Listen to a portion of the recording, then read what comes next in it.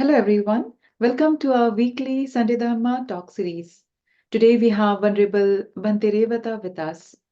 Before we request Venerable for Dhamma talk, I will give his brief introduction. Venerable Bhante Revata is a Theravada monk, contemplative teacher, and a storyteller. He teaches at the Chautauqua Institution, New York. He also conducts weekly online meditation and Dhamma sessions. Previously, he was a visiting lecturer and had taught courses on contemporary Buddhism, Buddhism and modernity, and Pali in European, American, and in Canadian universities. He is a co editor of the book Human Dignity Practices, Discourses, and Transformation. Bhante's essays, articles, and chapters have been published by various publications. Bhante also presented his research papers in several universities. Academically, he has studied South Asian, Sanskrit, religious, and Buddhist studies, and also anthropology. Bhante holds many positions in many educational organizations and also as a spiritual advisor. Originally, Bhante is from Bangladesh. He was ordained as a novice monk in 1997 and had received high ordination, Upasampada, in 2001 in Myanmar. As a monk, he was trained in traditional Buddhist education, monastic training, and Vipassana meditation, Myanmar and Sri Lanka directly from Goenkaji Pa Auk Sayadaw. Bhante speaks several languages. He travels extensively teaching mindfulness in North America, Europe, and Asia. Today's Bhante's topic is Dakini, the feminine principle of Tantric Buddhism. Please, may I request you, Bhante, for today's Dhamma talk?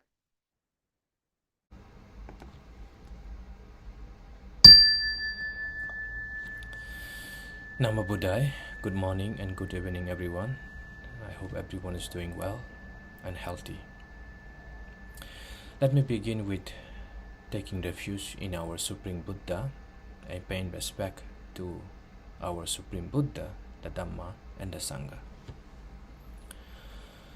Namo tassa bhagavatu arahatu samma sambuddhassa Buddhang bandami, Dhammang bandami, Sanghang bandami.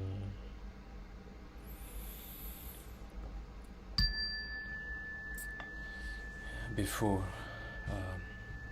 I begin my talk, I want to thank you, Archunaji, for inviting me for this talk and introducing me. Today I will share very briefly one of the fascinating concepts in Indian Buddhism, in Indian Tantric Buddhism, that is the concept of dakini. So the title is Dakini, the sacred feminine in Tantric Buddhism. When I was a student of Vajrayana or Tantric Buddhism, that was more than 15 years ago, among so many philosophical concepts and theories of the Buddha Dhamma, one key concept, which is a Sanskrit term that caught my attention. It was the words dakini. In this talk, I will very briefly explain the Sanskrit term dakini and its related aspect in Tantric Buddhism, such as who is dakini, what is dakini, why does dakini is so central and so important figure in Tantric Buddhism in 6th century India, later became so influential in Tibet, Bhutan, Mongolia, Nepal, and far away even in Japan. What does Dakini, a female rightful deities, has to do with Buddhism? Overall, so I will be looking at the role of Dakinis in Tantric Buddhism, because I have seen in many occasions that Dakini sometimes she becomes greater than the Buddha also in Tibetan Buddhist belief and practice. I'm not going to talk the details of dakinis in the practice of Tibetan Buddhism and historical development in Japan, but just to focus the understanding of dakini from textual and historical context within Indian Tantric Buddhism. What is dakini? Simply, dakini is the wrathful, powerful, energetic female deity or spirits who appear in many Sanskrit Buddhist texts, or rather actually in Sanskrit Tantric Buddhist texts in India, or Indian Sanskrit Buddhist texts. Dakini is often portrayed as an elusive and divinely tantric deity or spirits who is considered by many Tibetan Buddhist practitioners as female embodiment of enlightened being. This can be a very bizarre idea or belief for the Theravada Buddhist practitioner, because Theravada Buddhists believe that only human being has the potentiality of awakening or attaining nibbana or becoming enlightened person. Non-human beings, including the deities, cannot attain enlightenment. This is the positions of Theravada in terms of attainments of enlightenment. The notions of dakini somewhat varies depending on the context and the tradition. In Indian Hindu and Buddhist texts, dakini is described as a demonic female spirit who likes to eat the vital essence of human, or simply human flesh. In Nepal and Tibet, however, dakini is regarded, or the notion of dakini transformed into as a female embodiment of enlightened energy. Judith Summer Brown, one of the authoritative scholars in the study of dakini, translates as sky dancer or sky walker. No doubt, as a Tibetan Buddhist practitioner, Judith Summer Brown was heavily influenced by Tibetan Buddhism rather than Indian Vajrayana Buddhism. Tibetan Buddhists believes that all women are some kind of dakinis manifestation, meaning all women possess the characteristic of dakinis. What is the role of dakinis in Tantric Buddhism? The role of dakini on the spiritual journey of Vajrayana practitioner has both figurative as well as symbolic. In dakini's warm breath, the female principle of Tibetan Buddhism, Judith Summer Brown, especially in the chapter 8, 9 and 10, she writes many interesting rules of dakini in Tibetan Buddhist circle. In playing many rules by dakinis in the tantric text, dakini appears as a meditative teachers or meditation teachers, a spiritual helper to the sadhakas.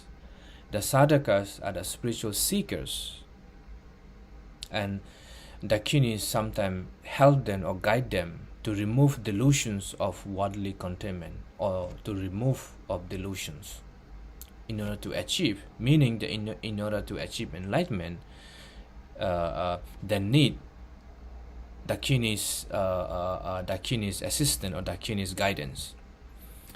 In the context of spiritual energy, the dakinis are the powerful force. The dakini plays a greater role in the individual attainments of enlightenment. She is therefore regarded as a spiritual friend or assistant who helps the yogins or spiritual practitioner in the path of enlightenment. Dakini is also regarded as a protector as well as transistor of the mystic or esoteric literature. The wisdom dakinis, one of the dakinis, have the special powers or responsibility to protect the integrity of oral tradition, meaning dakini actually look after protecting the various tantric Buddhist texts when it was for keeping protective those texts. There are 5 different forms of dakinis. Each dakini represents or corresponds to the particular poisons of the 5 poisons. Here the poisons mean not the poisons that people drink and have some effect or dying, but the poisons of it's a mental poisons, that is,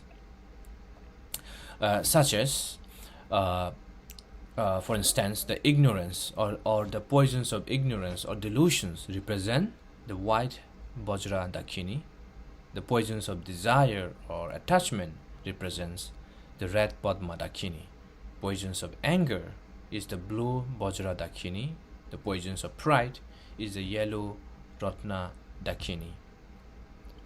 And the poisons of jealousy is the green Karma Dakini. Usually the meditator practice based on their inclinations or temperament, and pick this one of the dakinis, either the Vajra dakinis, or blue Vajra dakinis, white Vajra dakinis, or red Padma dakinis, so and so forth, and meditate on this. In the symbolic language, which in Sanskrit Sandhya Bhasa of the Siddha literature, for instance, the Indian sage Padmasambhava received the mystical teaching from a dakini, which is interesting stories actually. Padmasambhava. What is this suggests is that even one of the greatest sage of India would not have achieved enlightenment unless the help was received from a dakini. Meaning the dakini helped Padmasambhava to become an enlightened person. Padmasambhava, meaning the lotus born, was the legendary Indian Buddhist mystic of 8th century who introduced Tantric Buddhism to Tibet. He was credited with establishing the first Buddhist monastery there. People in Tibet lovingly or intimately call him as Guru Rinpoche.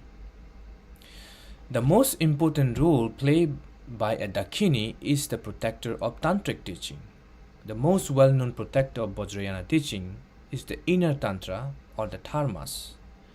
The dharmas, meaning the hidden treasure of various forms of hidden teaching that are key to Vajrayana Buddhism and the Bon spiritual traditions of Tibet. Bon, it's one of the indigenous religion or indigenous belief in Tibet before Buddhism was introduced there, and Dakini was the protector of those teaching, according to them. Based on the esoteric teaching that Judith Simmer Brown received from many lamas and the ritual texts that were available for her, Judith Simmer Brown classifies the 4 main classes of Dakini. These classes of dakinis are the sacred dakini, the inner dakini, outer classes of dakinis. The secret dakinis, on the ultimate level, is the nature of mind beyond any form of duality. For example, is the great mother of Prajna Paramita, which shows the empty nature of reality according to the Mahayana Buddhist doctrine. The inner dakini is the co-emergent dakini, the realizations of wisdom at the heart of all dualities of pleasure and pain, life and death. The Tibetan Buddhist tradition identify this inner dakini as the mandala principle, the preeminent symbolic wall of Tantra, where the inner dakini manifests. The outer dakini, the ruler of the 24 sacred places, energetic subtle body, manomaya kaya, or mind-made kaya body, is the physical manifestations of dakini. The best example would be the stories of Milarepa, who realized not only the subtle body as a dynamic but also penetrative insight into the Dharma, in which Milarepa realized the ultimate nature of the body, which is without any inherent qualities or existence. Milarepa was Tibetan Siddha. His story is very interesting. His story of greed, vengeance, demonic character, magic and murder, and redemption turned into one of the best known Buddhist films in 2006. He was a murderer, later converted into Buddhism and became the greatest Tibetan mystic. The outer dakini is the living form of human form of dakini. Here, she is usually attributed to a visual form where dakini is regarded as a tantric guru, mother, sister, maid, etc. She is a living form of dakinis in human form. In the Buddhist tradition, the storyline is very important. Most of the monks and nuns, when they start teaching or preaching the Dharma, they bring stories. In the Buddhist storytelling, such as the heroic stories of the Buddha or his great disciple, is one of the fundamental parts of all Buddhist tradition. There are numerous stories of the encounters with dakinis by the Indian Buddhist gurus, such as Tilopa, Naropa, and Marpa, who all live in India from 9th century to 11th century, are recorded or mentioned in Indian Tantric Buddhist literature. The interpretation of these classical stories are very important, but the question is, how do we interpret these esoteric stories? Can be believable? Are they true? And so on and so forth. Very often, because stories are very exaggerated, but nonetheless it has potentially of attracting many audience. Storytelling is the revelations and the retelling of the dramatic stories or biographical account of the gurus, in this context Buddhist gurus, and the unique encounter with dakinis. The uniqueness of bringing of those extraordinary stories in the Tibetan Buddhist spirituality is to bring more devotions or more faith in Buddhism. I think very much it is also true in the Theravada Buddhism too.